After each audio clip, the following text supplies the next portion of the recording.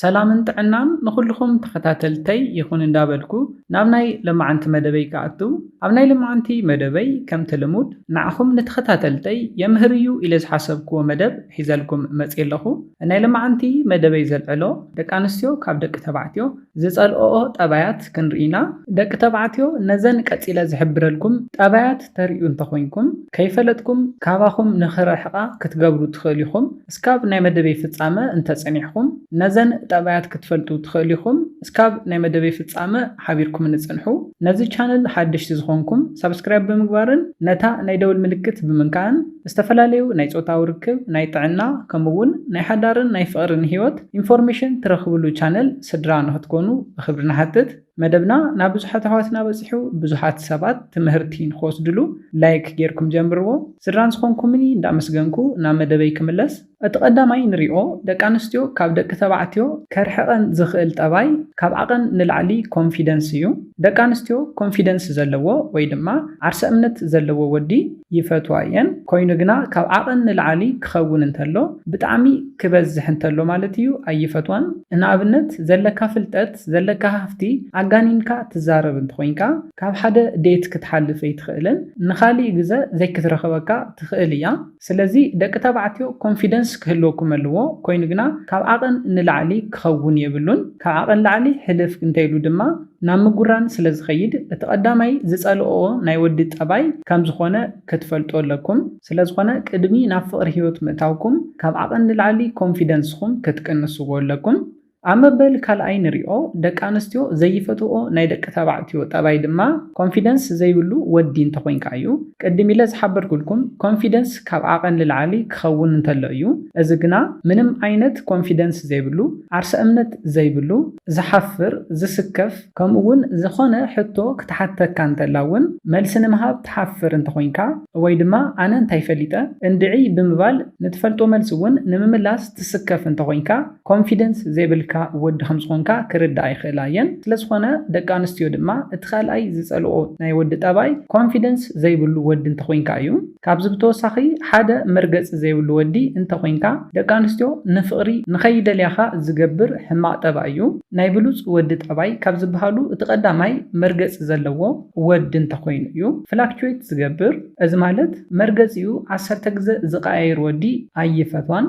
እዚ ኩሉ ድማ ካብ ዓርሰ እምነት ዘይምህላው ዝመጽእ እዩ።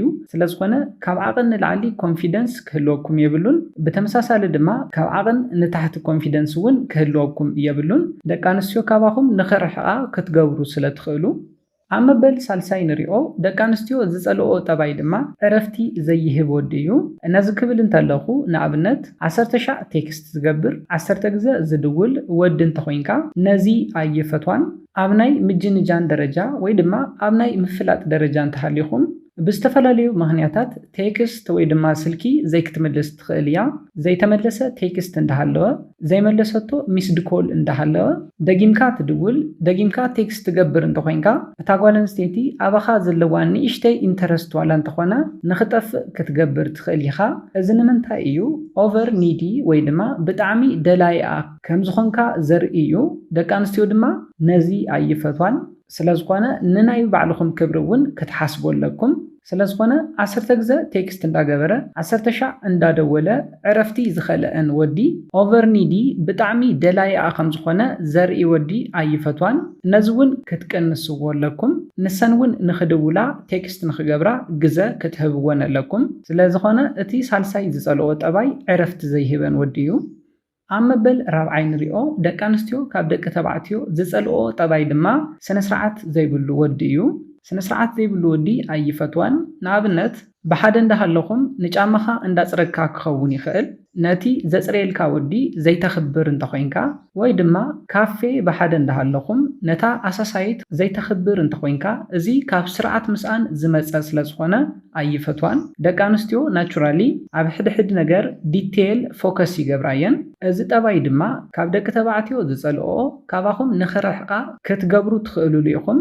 ኢቭን ንዓኣ ኣኽቢርካ ንኻሊእ ሰብ ክብሪ ዘይትህብ ሪስፔክት ዘይትገብር እንተኾይንካ ካባኻ ንኽትርሕቕ ክትገብር ትኽእል ኢኻ። እዚ ልምዓንቲ ዝገበርካዮ ጽባሕ ናብኣ ከም ዝመጽእ ክትሓስብ ትኽእል እያ። እዚ ድማ ናይ ፍቅርኩም ቀጻልነት ዘቕንሶ እዩ። ስለዝኾነ ስነ ስርዓት ካብ ደቂ ተባዕትዮ ዝደልዮ ጠባይ ከም ዝኾነ ክትፈልጡ ኣለኩም። ስነ ስርዓት ዘይብሉ ወዲ ድማ እቲ ዝጸልኦ ዓይነት ናይ ደቂ ተባዕትዮ ጠባይ ከም ዝኾነ ብምፍላጥ ከተማሕሽዎ ክትምኩሩ ኣለኩም። ኣብ መበል 5 ንሪኦ ድማ ዘይኮንካዮ ነገር ንምዃን ምሙካር ወይ ድማ ዘይኮንካዮ ነገር ንምምሳል ምሙካር እዩ። ንኣብነት ፈቲኻያ ከም ዘይፈትኻያ፣ ሃፍታም ከይኮንካ ሃፍታም ከም ዝኾንካ ንምምሳል ምሙካር፣ ኮታስ ዘይኮንካዮ ነገር ንምዃን ምምሳል ክትጽዕሩ እየብልኩምን። ነዚ ምግባር ኣብ ትምኩሩሉ ግዜ ካባኹም ናረሓቓ እየን ዝኸዳ። ኣብ መበል 6 ንሪኦ ደቂ ኣንስትዮ ዝጸልኦ ጠባይ ድማ ግደፍ ዕረፍ እስካብ ትብለካ ኣይትጸበ። ነዚ ትገብር እንተኮይንካ ዝጸልኦ ጠባይ ከም ዝኾነ ክትፈልጥ ኣለካ። ንኣብነት ንሳ ቁም ነገር እንዳዓለለትካ ንስኻ ትቕልደላ እንተኮይንካ ኣብቲ ቀዳማይ ክምስ ኢላ ካብ ክሳድ ንላዕሊ ክምስታ ክተርእየካ ትኽእል እያ። ንዓኻ ንዘይምብስጫው ወይ ድማ ንዘይምቕያም ኢላ ካብ ክሳድ ንላዕሊ ክምስታ ክተርእየካ ትኽእል እያ። ኮይኑ ግና ደጋጊምካ ነዚ ነገር እዚ ኣብ ትገብረሉ ግዜ እስክዕረፍ ዝብል ቃል ካብ አንደበታ እንተወፂዋ እዚ ዓብይ መልእኽቲ ዘለዎ እዩ። ዕረፍ ግደፍ እስካብ ትብለካ ክትጽበ የብልካን። ኩሉ ነገር ክበዝሕ እንተሎ ከጽልእ ስለ ዝኽእል እዩ። ስለዝኾነ ኣብ መበል 6 ንሪኦ ደቂ ኣንስትዮ ካብ ደቂ ተባዕትዮ ዝጸልዎ ጠባይ ድማ ግደፍ ዕረፍ እስካብ ትብለካ ምጽባእ እዩ። ኣብ መበል 7 ንሪኦ ደቂ ኣንስትዮ ካብ ደቂ ተባዕትዮ ዝጸልኦ ጠባይ ድማ ቀልጢፍኩም ናብ ጾታዊ ርክብ ንኽትኣቱ ምድላይ እዩ። ገና ኣብ ቀዳማይ ወይ ድማ ኣብ ካልኣይ ቆጸርኩም ብዙሕ ከይተፋለጥኩም ጾታዊ ርክብ ምድላይ ጌጋ እዩ። በዚ እንታይ ክትሓስብ ትኽእል እያ? ንስኻ ንጾታዊ ርክብ ከም ዝደለኻያ ንፍቕሪ ንሓዳር ከም ዘይትደልያ ንኽትፈልጥ ይገብር እዩ። ስለዚ ድማ ደጊምካ ኣብ ትድውለላ ግዜ ቢዚ እየ እንዳበለት ንኽትረሕቐካ ክትገብር ትኽእል ኢኻ። ንስኻ ስለ ዝፈተኻያ ስለ ዘፍቀርካያ ምስኣ ጾታዊ ርክብ ምፍጻም ክትደሊ ትኽእል ኢኻ። ኖርማል እዩ። ኮይኑ ግና ገና ብዙሕ ከይተፋለጥኩም ብዙሕ ከይሕለፍኩም ጾታዊ ርክብ ንኽትፍጽሙ ክትሓታ የብልካን። ደቂ ኣንስትዮ ጾታዊ ርክብ ቅድሚ ምፍጻመን ከም ዘፍቀርኩመን ከረጋግጻ ይደልያየን። ጾታዊ ርክብ ምሳኻ ክትፍጽም ትኽእል ከም ዘፍቀርካያ ምስ ኣረጋገጸት እዩ።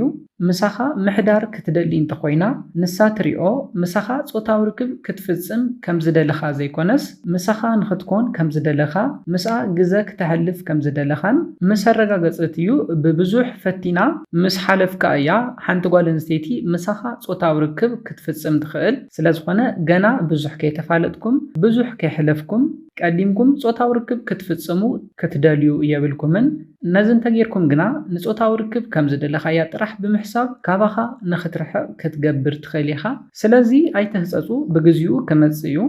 ኣብ መበል 8 ናይ መወዳእታ ንሪኦ ደቂ ኣንስትዮ ካብ ደቂ ተባዕትዮ ዝጸልዎ ጠባይ ድማ ቀና ወይ ድማ ዝቆጻጸር ወዲ ኣይፈቷን።